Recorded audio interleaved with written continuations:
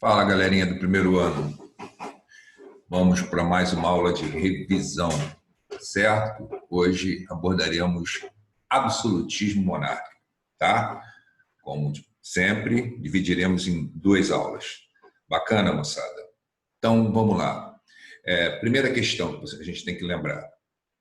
O absolutismo monárquico, ele é um processo histórico, certo? Que tem a ver, em essência, com o poder dos monarcas, tá? E, obviamente, também a ver com a formação dos Estados modernos. Esse processo, portanto, ele começa ainda, né, na chamada Baixa Idade Média, naquele processo de desestruturação do mundo feudal, né? Então, aqui, para a gente dar uma relembrada, olha lá, o absolutismo foi um sistema político que, em geral, defendia o poder absoluto do monarca sobre o Estado, certo? E foi muito comum a partir do XVI, até meados do século XIX, em diversas partes da Europa. Essa forma de governo estava diretamente ligada com o processo de formação dos Estados nacionais, como falei, certo? E com a ascensão da burguesia, tá? Assim como se relacionava uma série de outras transformações ocorridas na Europa desde a Baixa Idade Média. Exatamente essa vai ser a questão. Vamos analisar, né, quais são esses fatores históricos que contribuem para esse processo de aumento de poder na mão desses monarcas europeus. Correto? Então, vamos lá, moçada. A questão é a seguinte. Se você está falando de um poder que está sendo chamado de absoluto, né, ele, obviamente, ele é contundente, certo? Ele é considerável, né? Ou seja, ele foi crescendo ao longo do tempo. Quais são os fatores que contribuem para esse fortalecimento, para esse crescimento do poder na mão dessa figura política, né, sobre esse Estado que se formou? Lembrando, esse Estado, de uma certa maneira, ele é fruto do desenvolvimento da atividade comercial ocorrida na Baixa Idade Média, certo? Ele é fruto, né, da ascensão dessa classe comercial urbana, chamada burguesia. Então, sem dúvida nenhuma, o primeiro fator, né, ou um dos primeiros, certo? Dentro desses fatores que contribuíram para o crescimento desse poder do monarca, é o desenvolvimento da atividade comercial e, consequentemente, a ascensão da classe que controla essa atividade em ascensão, no caso, a burguesia. Não é?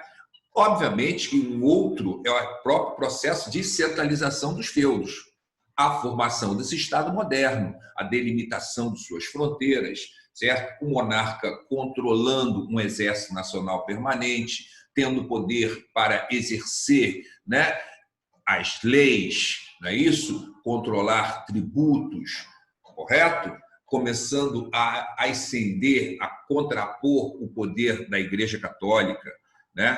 Então, se nós temos esse Estado moderno começando no processo de centralização, aí nós devemos lembrar quais são os outros fatores que fortalecem também esse Estado moderno. E aí não tem jeito, necessariamente você tem que falar de expansão comercial marítima europeia. E aí podemos pegar como exemplo o rei de Portugal.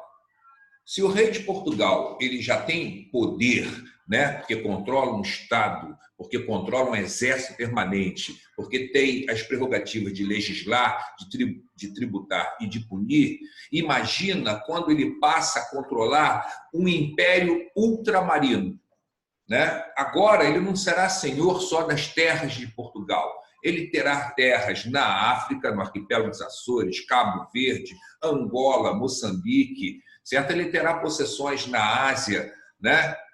Goa, Calicut, ele terá terras na América, no Brasil.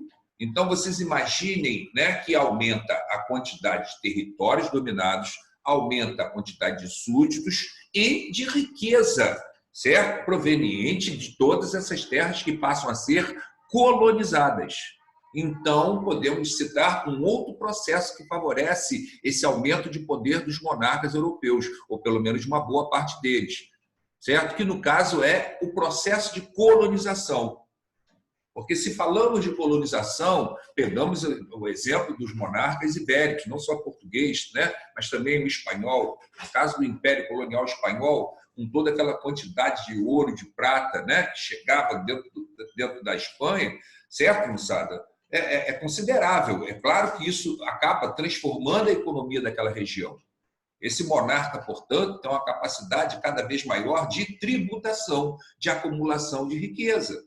Certo? Isso é fácil você entender, porque aí devemos lembrar também do desenvolvimento daquelas práticas mercantilistas, certo? Porque aí, nesse caso, o monarca tem como, em relação ao processo de colonização, de estabelecer o exclusivo metropolitano, de desenvolver a prática do metalismo, de exploração do trabalho escravo, certo? Então, olha a capacidade de riqueza cada vez maior que passa a ser controlada por esse Estado, por esse monarca, né? E aí, é claro que vou aproveitar para falar uma coisinha que está aqui, depois vocês aproveitem e dêem uma olhada aqui nesse segundo parágrafo, né? Se você fala de um absolutismo monárquico, dá a ideia de um rei sozinho, né, se sobrepondo a todos e não devendo obediência a ninguém, certo? Não é bem assim.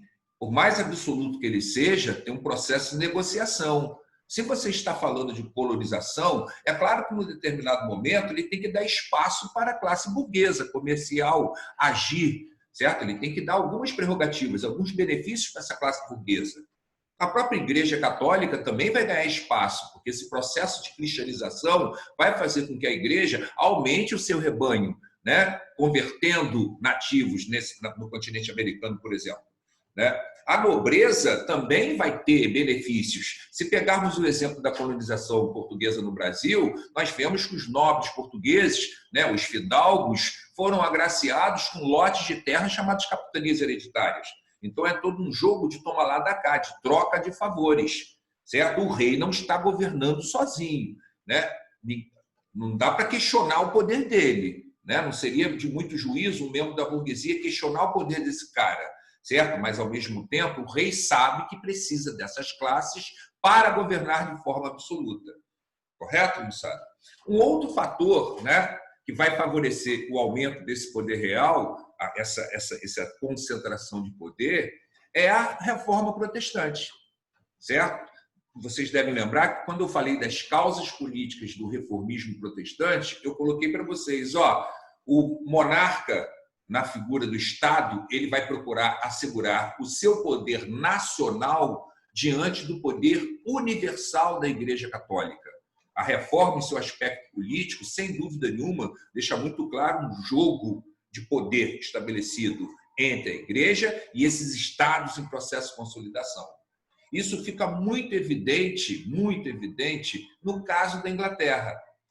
Não sei se vocês lembram disso. Henrique VIII, quando está no processo, né, de enfrentamento com a Igreja Católica, ele lança o Ato de Supremacia de 1534, onde, através desse ato, né, essencialmente político, ele toma as prerrogativas da Igreja para si. Ou seja, ele se transforma no chefe religioso da nação. Além de ser chefe político, ele passa a ser também chefe espiritual, chefe religioso. Ele tira essa prerrogativa do Papa, né? E como se fala em poder também, é claro que também entra a questão econômica. Através do ato de supremacia, o monarca inglês também vai fazer o quê? A anexação das riquezas, dos bens católicos ao patrimônio do Estado inglês. Certo, moçada? Então, claramente, pegando o exemplo da Inglaterra, você pega a afirmação do poder nacional, do poder do monarca, diante do poder universal da Igreja, do papado. Certo? Então, claramente, você vê que é um processo de consolidação, é um processo de crescimento, né? Quando ele é senhor feudal, ele tem um poder X, né? Quando ele se transforma no chefe desses feudos unificados, vamos colocar assim, que é o Estado Nacional, já vamos dizer que ele tem um poder 2x, não é isso? Se ele tem a capacidade agora de ampliar seus domínios através da expansão marítima, vai acrescentar mais um X aí nessa história, né? As práticas mercantilistas também vão acrescer essa capacidade econômica dessa monarquia, não é isso? Se você fala de reforma protestante, aí você está acrescendo a esse Estado, ao poder desse monarca, outras prerrogativas políticas, econômicas e, no caso da Inglaterra, até religiosas, certo? Portanto, lembre-se, é um processo histórico que pega parte da Idade Média, a Baixa Idade Média, que a gente chama de crise do sistema feudal, e se estende, como nós vimos aqui, durante toda a Idade Moderna, né? Ô, Ronaldo, quem é que vai questionar esse tipo de estrutura política? Quem vai questionar esse tipo de estrutura política é o iluminismo, né? E lá na frente, essencialmente a partir do século XVIII, correto?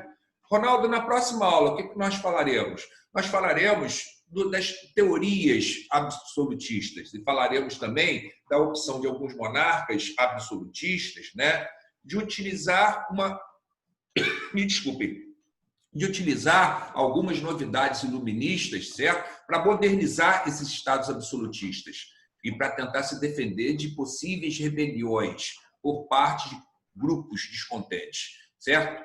Vou falar com vocês também dos déspotas esclarecidos. Tá certo, galerinha? Abração para todos vocês. Na próxima aula.